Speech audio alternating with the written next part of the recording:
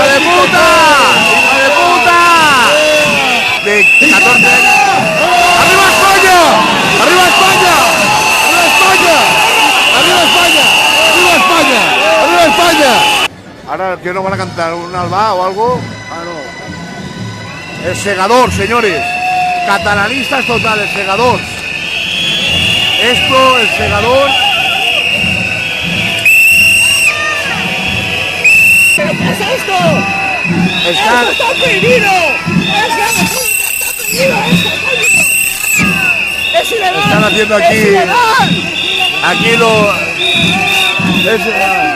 Están haciendo un casteller, señores, al estilo Cataluña, con la camisa nueva que tú mandaste rojo ayer. Van a entrar las banderas te llevan y no te vuelvo a ver. Formaré como a tus compañeros. ¡Hijos de puta! ¡Hijos de puta! ¡Hijos de puta! ¡Hijos de puta!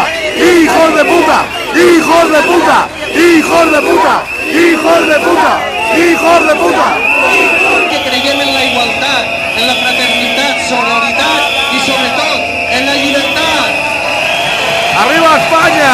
Estamos haciendo un acto pacífico, no es un acto, sino un grupo de vecinos de la Comunidad Valenciana, de todos los pueblos de Valencia capital, se han reunido simplemente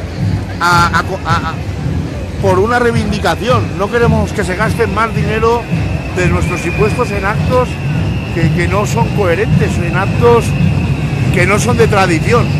Pero bueno, como nos gobierna un tripartito, estos se piensan que estamos en la República y estamos en democracia, señores. Luego nos llaman fascistas y nos dicen de todo.